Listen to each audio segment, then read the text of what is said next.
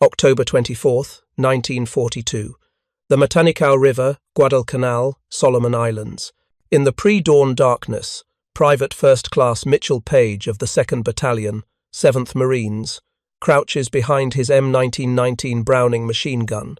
The weapon's 31-pound frame rests solidly on its tripod, a 250-round cloth belt already fed into the receiver. Through the humidity and chorus of jungle insects, he hears something that makes his blood run cold. The rhythmic chanting of thousands of Japanese soldiers preparing to attack. Colonel Akinosuke Oka's regiment, part of the Sendai Division, is moving into position for what they believe will be a decisive assault that will recapture Henderson Field and drive the Americans into the sea. Japanese intelligence estimates suggest the Marine positions are thinly held, exhausted from weeks of combat, low on ammunition and morale. What Oka's soldiers don't know, what they cannot possibly comprehend until it's too late, is that they are about to charge directly into interlocking fields of fire from multiple M1919 machine guns, weapons capable of sustained automatic fire that will turn their assault into a slaughter. The machine gun that Page commands represents not just a technological advantage, but an entire industrial system that Japan could never match. Over the next 8 hours, his actions and his weapon will demonstrate a firepower disparity, so overwhelming that Japanese tactics developed over decades of warfare will prove not just inadequate, but suicidal. The story of the M1919 Browning machine gun and its devastating effectiveness against Japanese infantry is ultimately the story of how American industrial might translate it directly into battlefield dominance. It's a story written in the design genius of John Moses Browning, the production capacity of American factories that could manufacture these weapons by the tens of thousands, and the tactical doctrine that employed them with mathematical precision to create killing zones that human courage alone could never overcome. This is the story of how one weapon system, deployed by determined soldiers in defensive positions from Guadalcanal to Okinawa, helped ensure that Japan's Pacific conquest would end in total defeat. The weapon that would prove so decisive traced its origins to the mind of John Moses Browning, born in 1855 in Ogden, Utah. By World War I, Browning had already revolutionized firearms design multiple times. His M1911 pistol became the standard American sidearm. His Browning automatic rifle provided squad-level automatic fire, but his machine gun designs would prove most influential in shaping 20th century warfare. The M1917 water-cooled machine gun, Browning's first heavy machine gun for U.S. service, arrived too late for significant World War I combat. Approximately 68,000 were manufactured before the November 1918 armistice, but most never reached France. If you're enjoying this deep dive into the story, hit the subscribe button and let us know in the comments from where in the world you are watching from today. The weapon demonstrated remarkable reliability in testing, firing the .30-06 Springfield cartridge at approximately 500 rounds per minute. However, the complete system with water jacket, tripod and ammunition weighed over 90 pounds and required a crew of 6 men. The water cooling system, while effective at preventing barrel overheating during sustained fire, created significant tactical limitations. The weapon needed constant water supply, the jacket could freeze in cold weather, and the overall weight made rapid repositioning nearly impossible. After the war, military planners recognized that future conflicts required more mobile automatic weapons. Browning's solution was characteristically practical. Remove the water jacket entirely, increase barrel thickness to compensate through air cooling, and maintain the proven short recoil operating mechanism that had made the M1917 so reliable. Development through the 1920s produced several variants as engineers refined the design. The M1919A1, introduced in 1931, was designed for tank mounting. The M1919A2, developed for cavalry use, featured a shorter 18-inch barrel and special tripod for mounted troops. These early versions proved the concept worked, but were produced in limited quantities while Springfield Armory continued perfecting the design. The M1919A4, with final specifications completed in 1936, became the definitive version. The weapon weighed 31 pounds without its M2 tripod, which added another 14 pounds. Overall length measured 41 inches, with a 24-inch barrel. The cyclic rate of fire ranged from 400 to 600 rounds per minute, depending on specific configuration and ammunition type.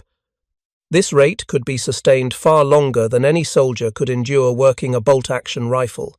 Effective range exceeded 1,500 meters when tripod-mounted with proper sighting, though typical Pacific combat occurred at 200 to 400 meters, where the M1919's accuracy was absolutely devastating.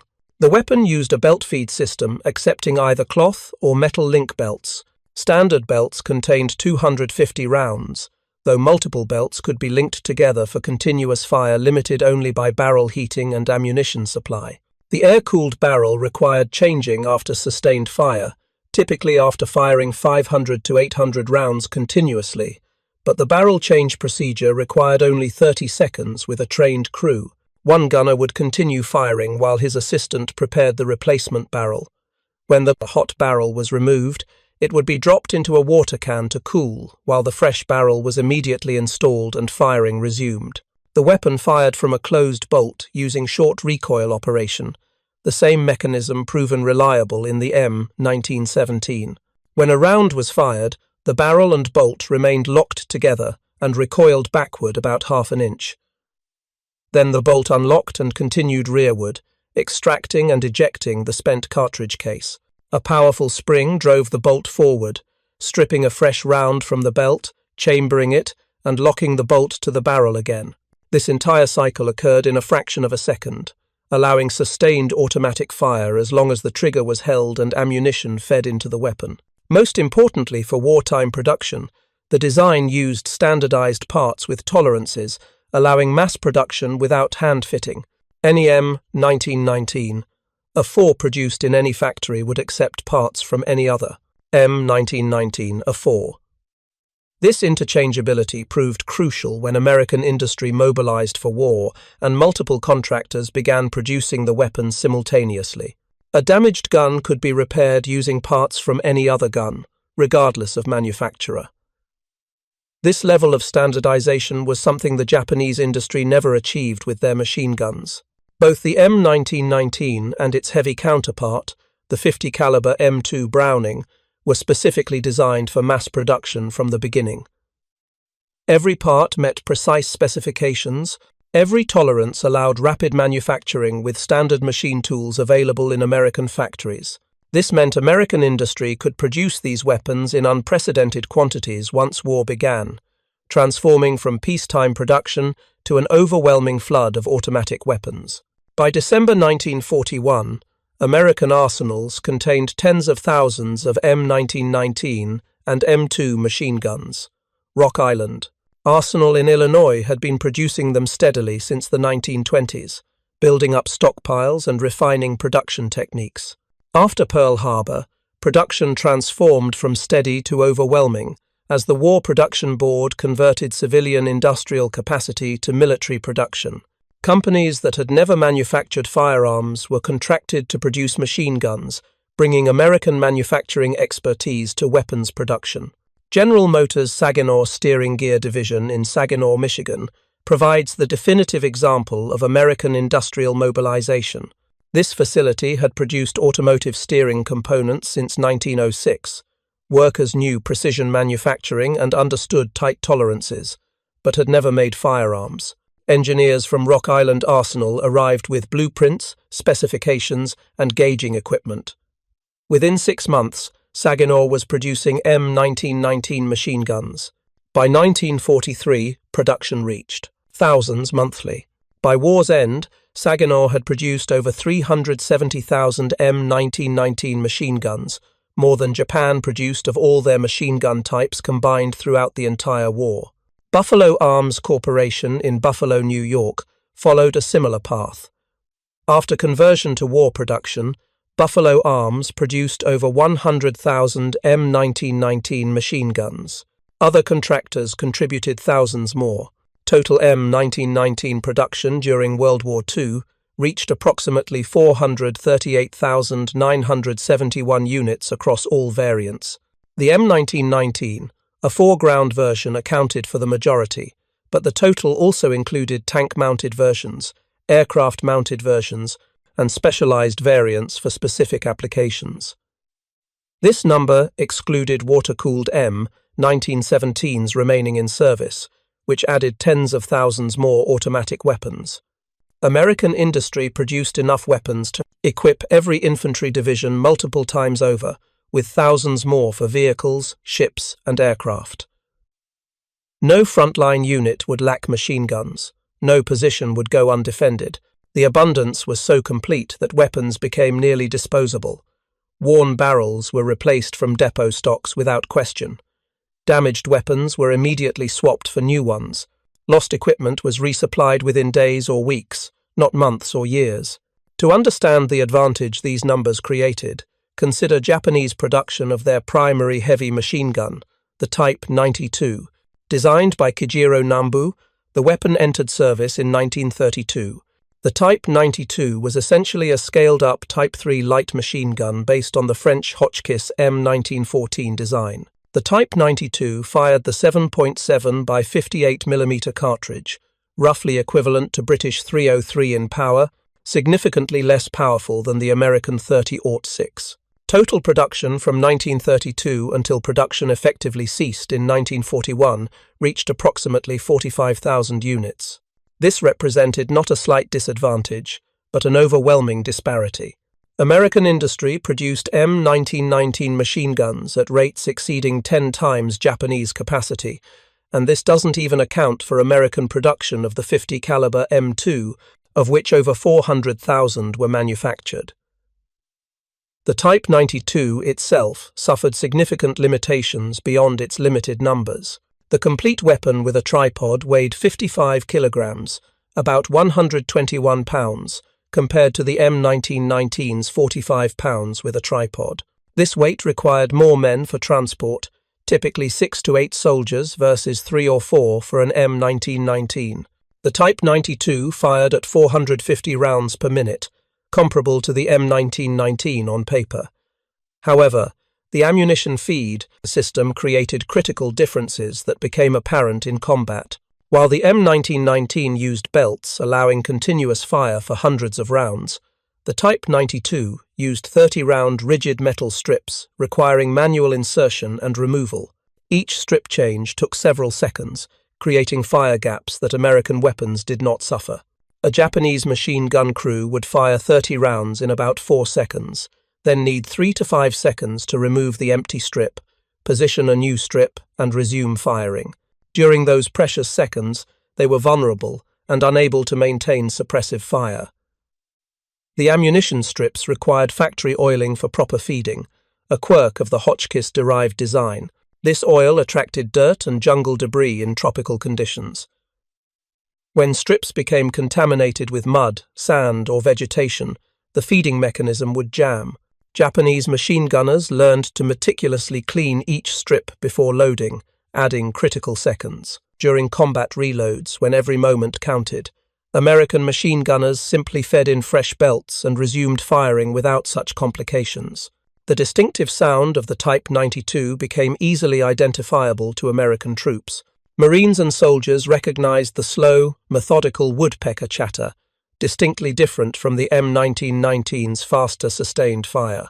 This sound identified Japanese positions immediately and indicated reload periods when the weapon fell silent, creating maneuver opportunities. American troops learned to listen for those silences and advance during the gaps, something impossible against the continuous fire of belt-fed American machine guns. Beyond weapon limitations, Japanese production could not match American output even at theoretical maximum capacity. Even at peak production rates before 1941, Japanese arsenals struggled to fully equip frontline units. Many infantry battalions deployed with fewer machine guns than doctrine specified.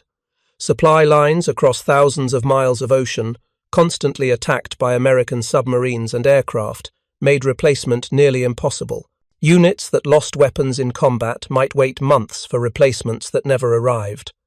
American production created abundance, where weapons became expendable tools rather than precious resources to be carefully preserved. Worn barrels were replaced from depot stocks as a matter of routine maintenance. Damaged weapons were immediately replaced without paperwork or delay. Lost equipment was resupplied within days from the massive logistics network supporting American forces. This abundance fundamentally changed employment tactics. American commanders could authorize reconnaissance by fire, where suspicious areas would be saturated with machine gun fire to provoke enemy response or suppress potential positions. Japanese commanders could never afford such tactics. The disparity extended to ammunition production, which proved even more critical than weapons production. The Lake City Army Ammunition Plant in Missouri, one of several facilities producing .30-06 ammunition, produced more rounds monthly than Japanese industry produced annually. By 1943, American production exceeded 5 billion .30-06 rounds annually. A single American infantry division carried more machine gun ammunition than entire Japanese armies possessed. This ammunition abundance encouraged liberal use that Japanese forces could never match. American commanders authorized sustained suppressive fire against any suspected position. Suspicious tree lines would be swept with hundreds of rounds. Possible cave entrances would receive sustained fire. Night defensive fires would be pre-registered and fired on schedule regardless of whether enemy troops were actually present. This lavish expenditure of ammunition, wasteful by Japanese standards, saved American lives by suppressing enemy positions and forcing them to keep their heads down. Japanese ammunition supply was perpetually inadequate, a constraint that shaped every tactical decision.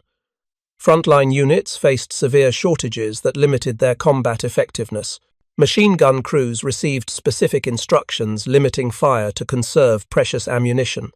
A captured Japanese infantry manual from 1943 stated, "The machine gunner must exercise fire discipline at all times. Ammunition is precious. Each burst should be carefully aimed and limited to 5 to 7 rounds. Wasteful firing is prohibited." This rationing created immediate tactical consequences that American forces exploited ruthlessly. Disciplined burst fire created the distinctive sound Americans recognized and learned to use as tactical intelligence. More critically, gaps between bursts gave American forces precious seconds to maneuver, identify positions, bring overwhelming return fire, or call in artillery and mortar support. A Japanese machine gun that fired in short bursts could be suppressed or destroyed before it could effectively engage American troops. An American machine gun that fired continuously could dominate an entire sector, preventing any enemy movement in its field of fire. If you find this story engaging, please take a moment to subscribe and enable notifications. It helps us continue producing in-depth content like this. The logistical advantages extended throughout the entire weapons system, creating American superiority at every level. American machine gun crews received extensive training on standardized weapons at facilities across the United States. Training consumed vast ammunition quantities that would have been unthinkable in Japan. Some machine gun schools fired thousands of rounds per student during qualification courses. Students learned not just how to fire the weapon, but how to maintain it, clear malfunctions, change barrels under fire, and employ it according to doctrine. Japanese machine gun training suffered from ammunition shortages even during peacetime. Limited training time, inadequate ammunition allocation, and constant personnel turnover meant crew quality declined steadily as the war progressed. By 1944, many crews deployed to combat zones with fewer than 100 practice rounds fired during training. Some had never actually fired their weapons before combat assignment, receiving only dry-fire training and theoretical instruction. The difference between American crews who had fired thousands of practice rounds and Japanese crews with minimal live-fire experience became immediately apparent in combat. American supply chains delivered complete system support to forward areas with extraordinary efficiency. Spare barrels arrived in organized quantities, ensuring every weapon could maintain sustained fire. Spare parts, cleaning kits, and specialized tools reached supply depots on every captured island. Trained armorers accompanied frontline units, providing immediate repair capabilities when weapons malfunctioned. Mobile ordnance companies rebuilt weapons in field workshops, returning damaged guns to service within days rather than losing them permanently. Japanese supply lines, harassed by submarines and aircraft, struggled to deliver even basic ammunition. Spare parts rarely arrived through broken supply chains, disrupted by American maritime dominance. A damaged Type 92 might remain out of service for months, waiting for parts that would never arrive. As weapons were lost to combat, accident, or irreparable damage, Japanese units' firepower declined steadily while American firepower grew stronger, with each successive island captured and supply base established. But numbers and logistics only partially explain American dominance. The real advantage manifested when these weapons were employed, according to doctrine refined through decades of study and training. American infantry doctrine, taught at Fort Benning's Infantry School and incorporated into detailed field manuals, called for machine guns to form the base of fire around which rifle units maneuvered. This was fundamental doctrine drilled into every officer and non-commissioned officer through countless training exercises. Every infantry company had a weapons platoon, containing multiple machine gun sections. The rifle platoons provided maneuver elements, but the machine guns provided the sustained firepower that made maneuver possible. This doctrinal approach treated machine guns as the primary killing weapon, with rifles supporting and exploiting the effects of machine gun fire. Japanese doctrine, by contrast, emphasized rifle fire and bayonet assault, treating machine guns as supporting weapons rather than primary base of fire systems. The process of establishing American machine gun positions was methodical and rehearsed until it became automatic.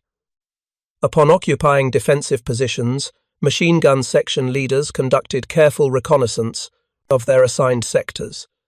They identified fields of fire, determining optimal positions that commanded likely enemy approaches. They determined ranges to terrain features, marking distances to trees, rocks, clearings, and other landmarks. They created detailed range cards showing exact distances and landmarks within their sectors. Multiple machine guns were positioned so their beaten zones overlapped, creating continuous fire across all likely approaches.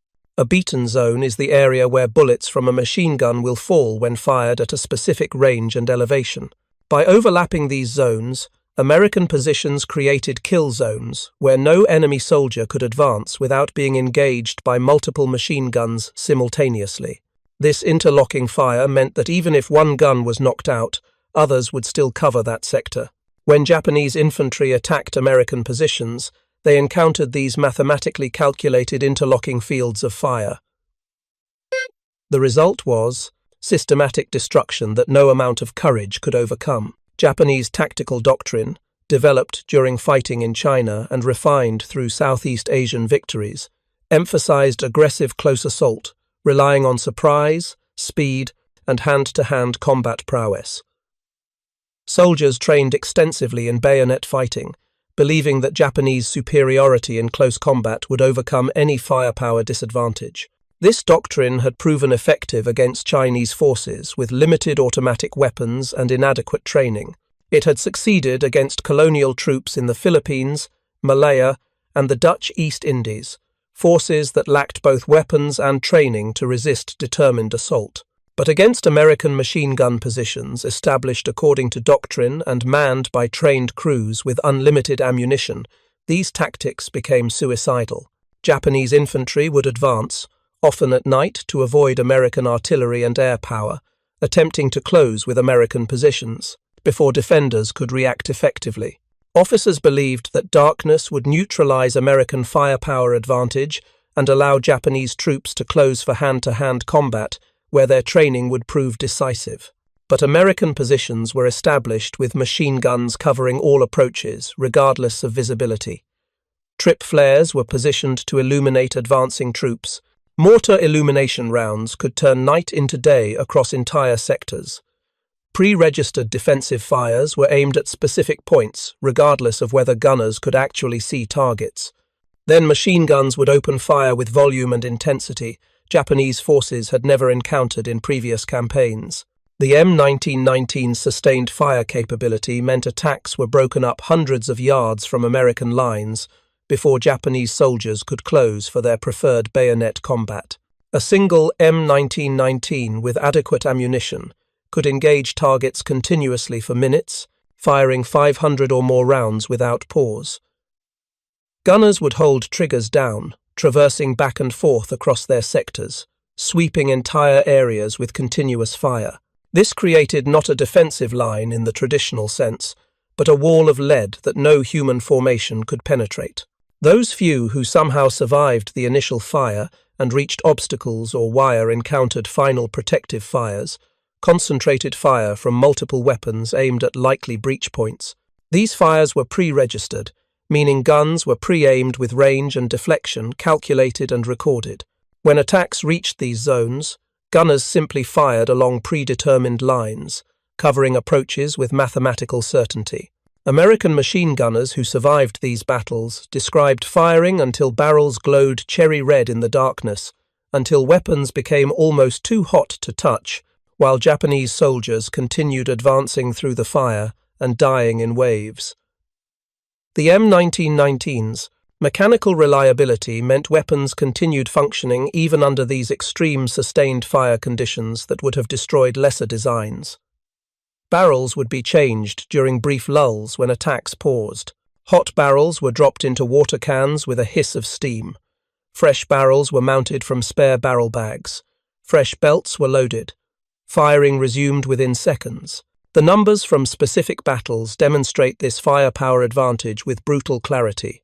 At the Battle of the Tenaru River on Guadalcanal in August 1942, Marines reported firing tens of thousands of rounds from machine guns during a single night's fighting.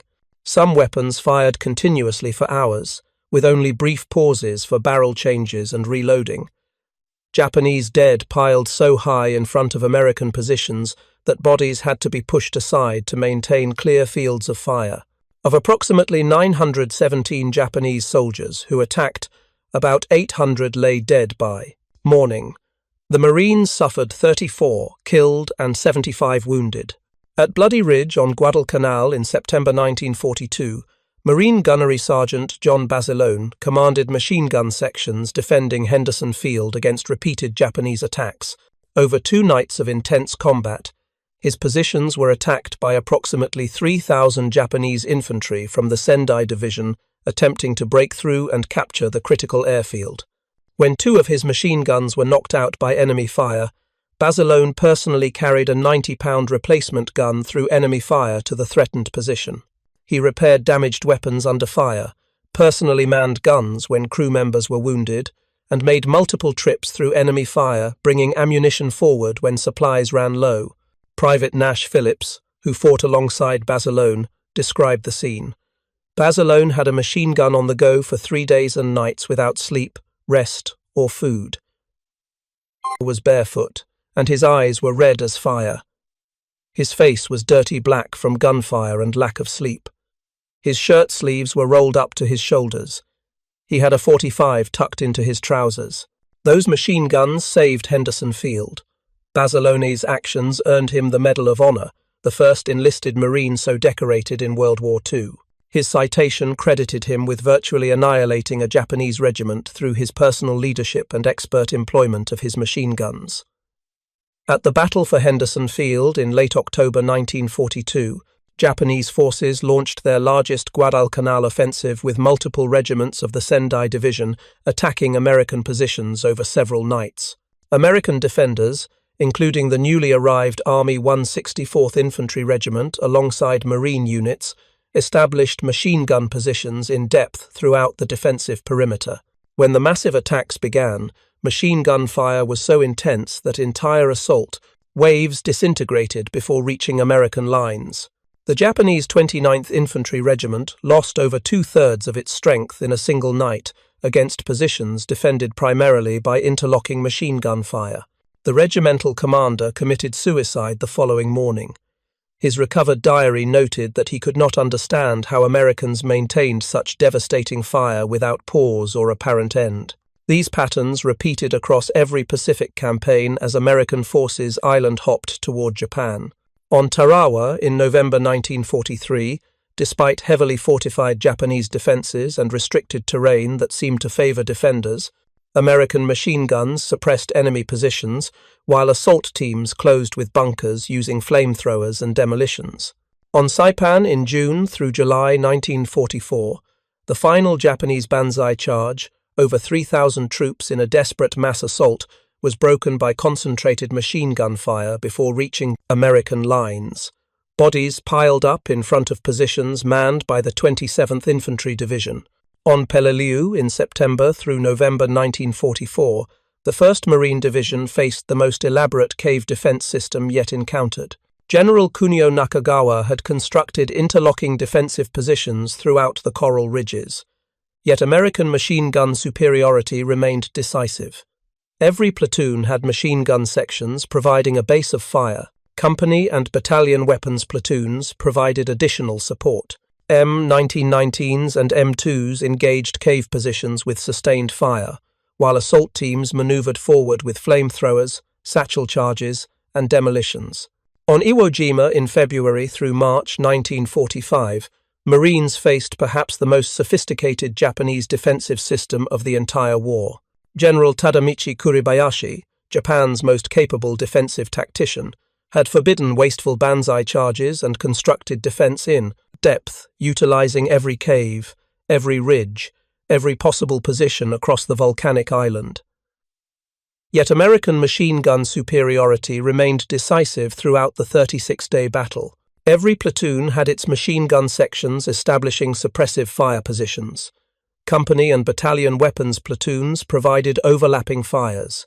M1919s and M2s engaged positions with sustained fire while assault teams maneuvered forward. It was on Iwo Jima that Gunnery Sergeant John Basilone, hero of Guadalcanal, was killed on February 19, 1945, the battle's first day. He had led his machine gun section in destroying a Japanese blockhouse and was guiding a tank through a minefield when killed by mortar fire. He was posthumously awarded the Navy Cross for his Iwo Jima actions, making him the only enlisted Marine in World War II to receive both the Medal of Honor and the Navy Cross. His death demonstrated that even the most skilled and experienced machine gunner could fall to enemy fire, but his legacy of expert machine gun employment lived on in the doctrine and training he had helped prove effective. The Battle of Okinawa, the last major campaign before atomic bombs ended the war, saw these established patterns repeated at an even larger scale. Japanese forces, totaling over 100,000 troops, defended elaborately prepared positions across terrain that heavily favored the defense. American forces, landing with massive firepower superiority, including hundreds of machine guns at every organizational level, systematically reduced these positions over 82 days of brutal combat. American forces suffered approximately 12,500 killed and 38,000 wounded, the highest casualty total of any Pacific campaign. Yet Japanese forces lost over 100,000 killed, including conscripted Okinawan civilians pressed into service. Even in this prolonged battle over difficult terrain against expertly prepared positions, American forces achieved casualty ratios exceeding 8-1 in their favor. These favorable exchange ratios occurred despite American forces conducting offensive operations, typically the costlier form of warfare requiring attackers to expose themselves while advancing against prepared defenses. When Japanese forces attacked American positions during counteroffensives and night assaults on Okinawa, casualty ratios became even more extreme, sometimes reaching 20 or 30-1. Night attacks, which Japanese doctrine favored to minimize American firepower advantages, routinely resulted in complete destruction of attacking forces with minimal American casualties. The pre-registered defensive fires, illumination support, and interlocking machine gun positions made darkness irrelevant. Japanese soldiers were killed in their hundreds before ever reaching American lines. Mathematical reality made Japanese strategy impossible from the start. To break American political will through casualties, as Japanese strategic planning assumed, Japan would need to kill far more Americans than Japan could afford to lose. The entire strategy depended on achieving favorable casualty ratios through superior fighting spirit and tactical skill in close combat. But actual battlefield results showed exactly the opposite occurring. For every American soldier or Marine killed, multiple Japanese soldiers died. At the rates actually achieved, Japanese forces would be completely destroyed long before American casualties might affect political will or force negotiated peace. The M250 caliber Browning added another dimension of overwhelming firepower to American defensive positions. Development of this weapon began in 1918, when General John J. Pershing, commander of the American Expeditionary Force in France, requested a heavy machine gun capable of penetrating light armor and engaging aircraft. The French had demonstrated their 11mm Hotchkiss machine guns' effectiveness in these roles, but American forces lacked equivalent weapons. Pershing's request launched a development program that would produce one of the most successful weapons designs in history. Browning and Winchester Repeating Arms developed the 50 caliber Browning machine gun cartridge, commonly known as 50 BMG. This massive round measured 12.7 mm in diameter and 99 mm in overall length. The projectile weighed between 620 and 710 grains, depending on type, compared to 150 grains for the 30-06. Muzzle energy exceeded 13,000 foot-pounds, more than 6 times the 30-06's energy. This enormous power gave the weapon capabilities far beyond any infantry rifle or standard machine gun. The M2, adopted in 1933, established the basic design that would serve American forces for decades. The M2 HB Heavy barrel variant, perfected in 1938, became the standard production model. The weapon weighed 84 pounds for the receiver group plus 44 pounds for the tripod, creating a total system weight of 128 pounds that required crew transport and operation. The cyclic rate ranged from 450 to 575 rounds per minute, slightly slower than the M1919, but firing projectiles with vastly greater destructive power. Maximum effective range exceeded 2,000 meters against point targets and could engage area targets beyond 7,000 meters. The weapon could reach out and destroy targets at distances where Japanese infantry weapons could barely reply. The 50 BMG cartridge came in several specialized variants that gave the weapon extraordinary versatility. The M2 ball round could penetrate 0.75 inches of armor steel at 547 yards. The armor-piercing round featured tungsten carbide cores, penetrating 0.875 inches of hardened steel at 200 yards, capable of defeating any light armor or fortification Japanese forces could construct. Armor-piercing incendiary rounds combined penetration capability with incendiary effects, setting fire to anything they penetrated. Against human targets, the results were catastrophic beyond anything experienced with rifle-caliber weapons. The massive kinetic energy produced wounds that were invariably fatal. A soldier struck anywhere on the torso would die almost instantly from hydrostatic shock alone. Limb hits that would be survivable from rifle fire caused immediate death from the 50 caliber's energy transfer. Near misses could cause injury through hydrostatic shock and overpressure effects, something impossible with smaller calibers. Against fortifications, the M2 demonstrated capabilities that made Japanese defensive positions vulnerable at ranges they considered safe. The weapon could penetrate coconut log bunkers that stopped rifle fire completely. It could punch through palm tree trunks that provided cover against 30-06 fire. It could destroy sandbag walls, rip through wooden structures, and defeat any field fortification short of reinforced concrete. Against light vehicles, small boats, and low-flying aircraft, effectiveness was equally impressive. The weapon could destroy machine gun nests at extreme range, disable artillery pieces, suppress any position within its considerable reach. The combination of M1919 and M2 machine guns created layered defense in depth that Japanese tactics simply could not overcome.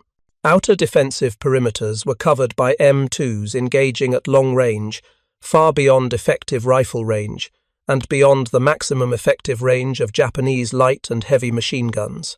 These weapons could engage Japanese forces assembling for attacks, destroying formations before they even began advancing. Middle. Distances from 400 to 1,000 meters were swept by M1919s from carefully prepared positions, their beaten zones overlapping to create continuous coverage. Close defense within 200 meters combined M1919 fire with rifles, Browning automatic rifles, grenades, and mortars, creating such density of fire that Japanese soldiers described it as an impenetrable wall. Attacking forces were engaged continuously from the moment they entered outer kill zones until they were dead, wounded, or retreated. There were no safe areas, no dead spaces where troops could gather, no covered approaches that weren't pre-registered for fire. The interlocking nature of American defensive fires meant that even if individual weapons were knocked out, others immediately covered those sectors. Japanese military leadership recognized the problem but could not solve it within their industrial and logistical constraints.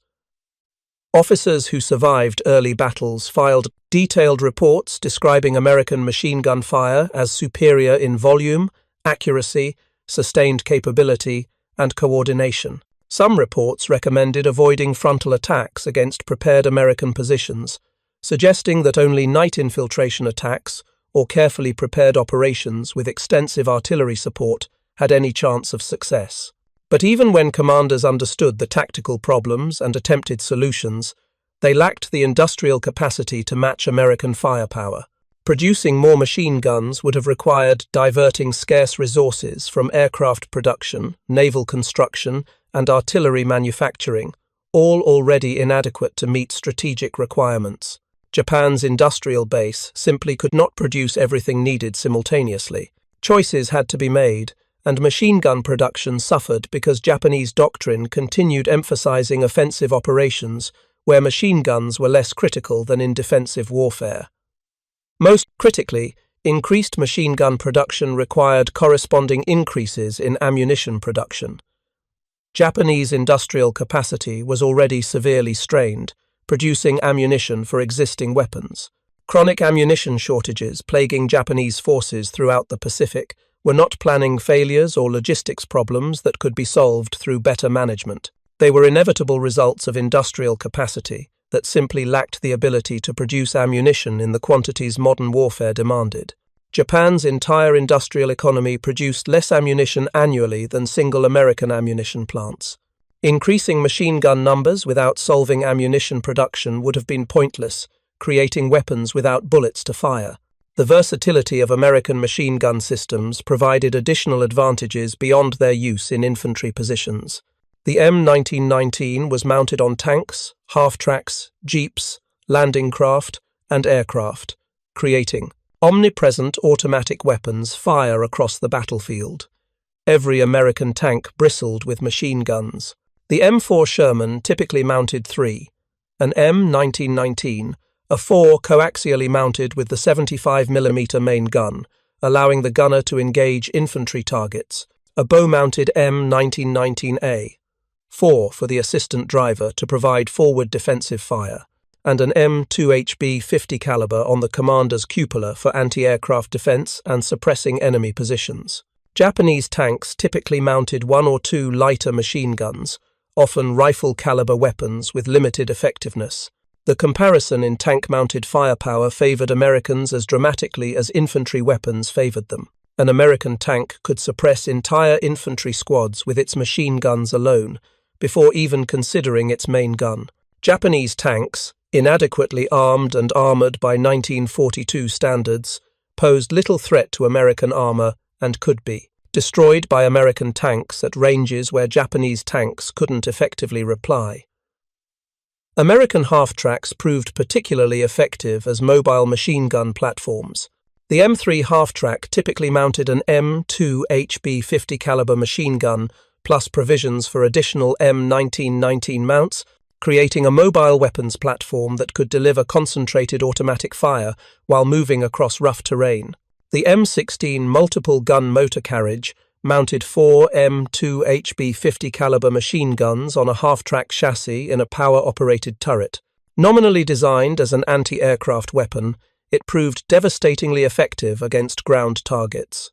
These vehicles, nicknamed meat choppers by troops who witnessed their effects, could deliver such concentrated fire that entire infantry platoons could be destroyed in seconds. The combined cyclic rate of 4 50 caliber machine guns reached over 2,000 rounds per minute, creating a literal wall of explosive projectiles.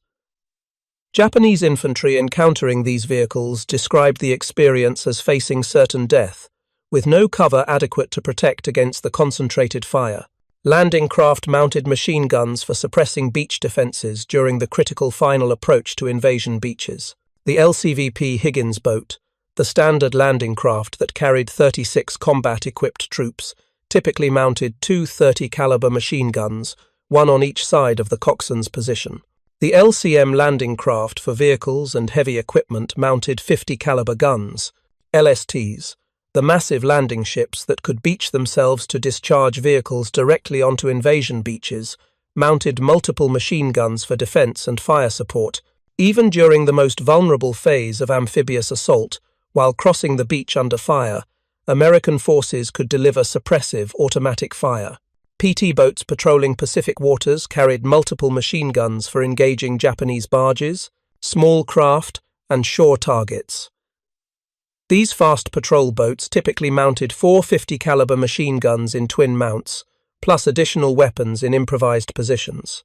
They could interdict Japanese supply runs, destroy troop barges, and provide fire support for guerrilla forces.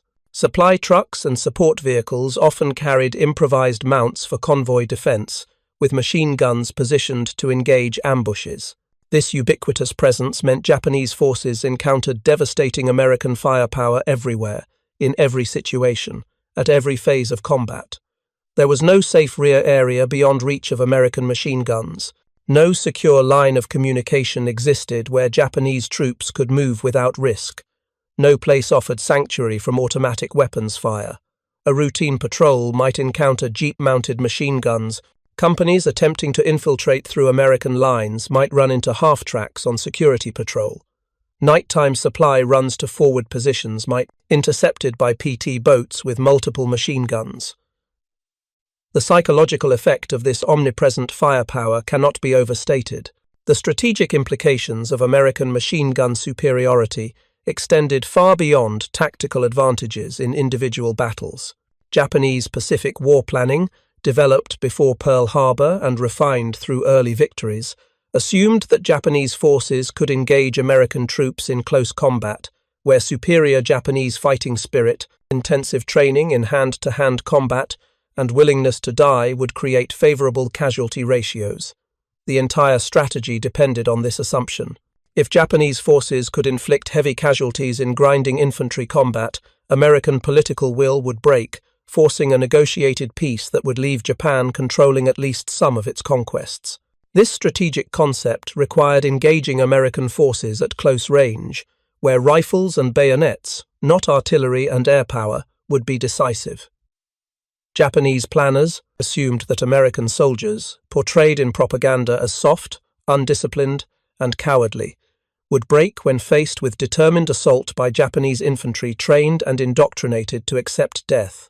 American machine gun superiority made this entire strategic concept impossible to execute. Battle after battle demonstrated that Japanese forces could not close with American positions without suffering catastrophic casualties that far exceeded any losses they inflicted in return. On Iwo Jima, often cited as one of the costliest battles for American forces, casualty ratios still heavily favored Americans despite every advantage terrain gave to defenders. American forces suffered approximately 7,000 killed and 20,000 wounded, capturing the 8-square-mile island. Japanese forces lost virtually the entire garrison of over 21,000 men, with only about 1,000 captured alive, most of those too wounded to continue fighting or commit suicide. Even in this battle, fought on terrain that heavily favored defenders who had months to prepare elaborate fortifications, Americans killed 3 Japanese soldiers for every American killed. The mathematical impossibility of Japanese strategy became undeniable. At actual casualty ratios achieved in Pacific combat, Japan would lose its entire military before American casualties might affect political will. By 1945, as war moved inexorably closer to Japanese home islands, the military situation had become desperate beyond any hope of reversal. The combined fleet had been destroyed in a series of catastrophic defeats, leaving Japan unable to protect shipping or supply island garrisons. Strategic bombing was systematically destroying Japanese cities and the industrial capacity that remained. American submarines had strangled supply lines, creating severe shortages of raw materials, including steel, oil, and chemicals needed for ammunition production. Military production was collapsing under the combined effects of bombing, blockade, and raw material shortages. While American production continued increasing month after month, Japanese production was declining towards zero. Yet Japanese military leadership, recognizing that defeat was inevitable, but unwilling to accept unconditional surrender, decided to fight on. They hoped that by inflicting maximum casualties during the invasion of Japan itself, they might achieve negotiated peace, preserving the imperial system and preventing occupation.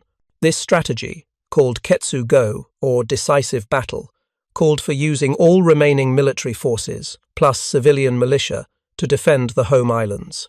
The plan assumed that American casualties during invasion would be so severe that political pressure would force negotiations before Japan was completely conquered. Every remaining soldier, every aircraft, every ship, every weapon would be committed to this final battle. Civilians would be mobilized with bamboo spears and suicide charges to resist occupation. The atomic bombs ending the war in August 1945 prevented this final demonstration of American firepower superiority.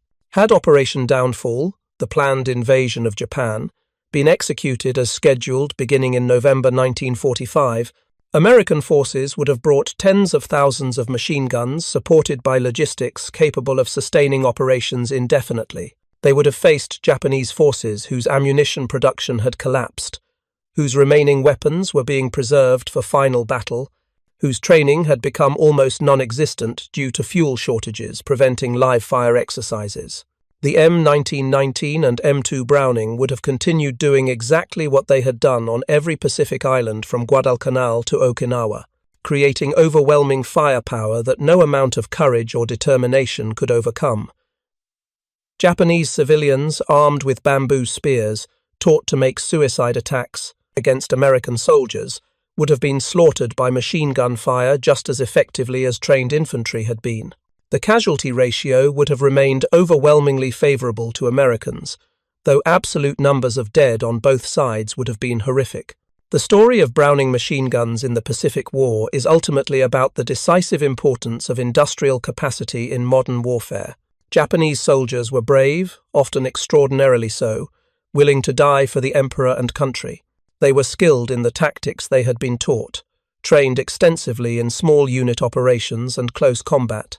They were motivated by beliefs and indoctrination that made them willing to sacrifice themselves without hesitation.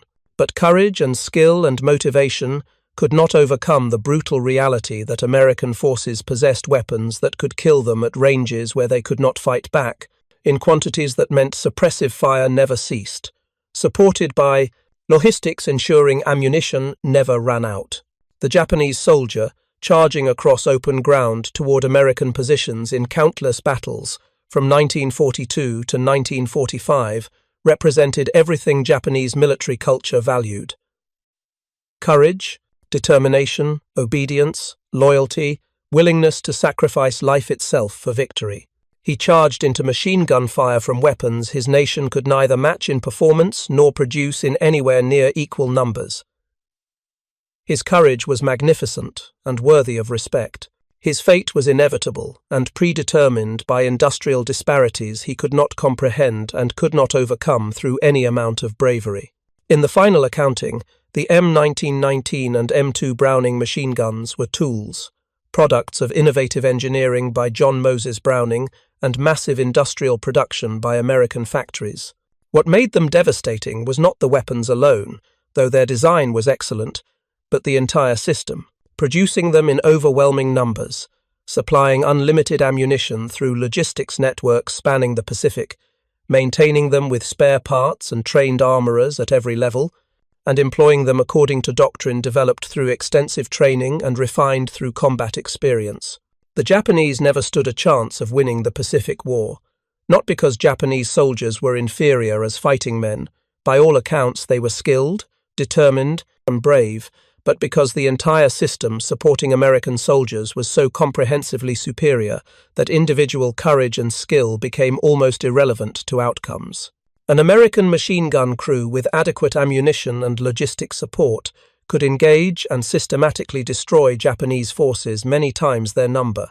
This was not a theoretical possibility, but demonstrated mathematical reality across hundreds of battles, on dozens of islands over nearly 4 years of combat. When the war ended in August 1945 with Japan's surrender, M1919 and M2 machine guns were distributed across the Pacific on hundreds of islands, aboard hundreds of ships, in supply depots from Hawaii to the Philippines to Okinawa.